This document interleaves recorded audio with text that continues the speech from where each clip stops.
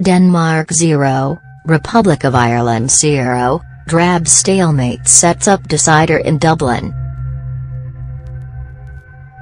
They avoided defeat just as they had in Belgrade, Vienna and Cardiff on their way to the playoffs. But there was little to smile about in a performance defined more by fight than flights of fancy.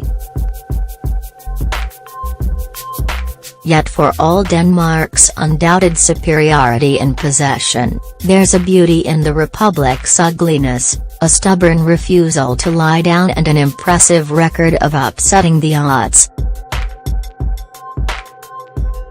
They'll require all that and more if they are to reach the World Cup for the first time since 2002 with victory in Dublin on Tuesday night.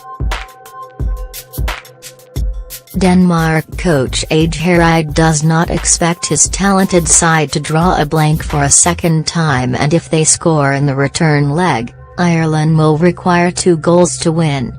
On this evidence, that looks beyond them.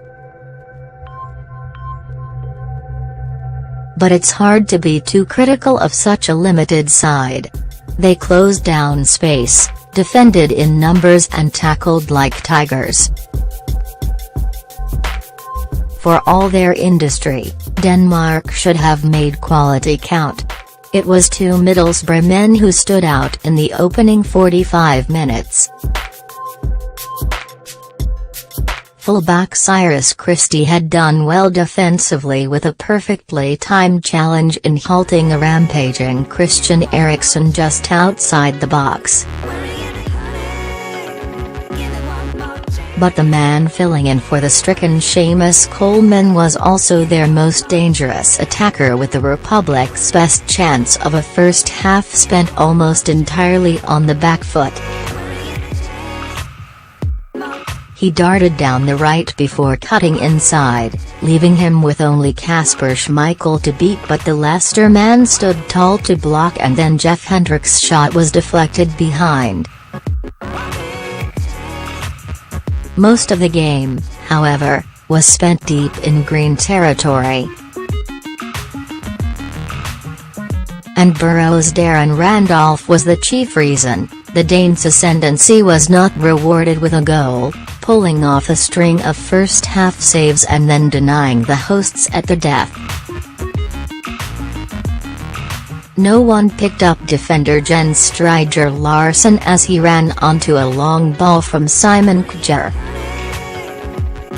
With his first touch, he brought it under control with his first touch, and with his second, pulled the trigger only for Randolph to parry away diving to his left. The keeper then did brilliantly to recover his position and hold on to Andreas Cornelius' rasping follow-up. As expected, Eriksen was pulling the strings in midfield, and in the 32nd minute, the Danes should have gone ahead. Kieran Clark's error let in the Tottenham schemer, whose shot was beaten out by Randolph. It came out to Pian Sisdo, who only needed to hit the target to score, but with the goal at his mercy, the Celta Vigo flyer fired wide. It was a huge let-off.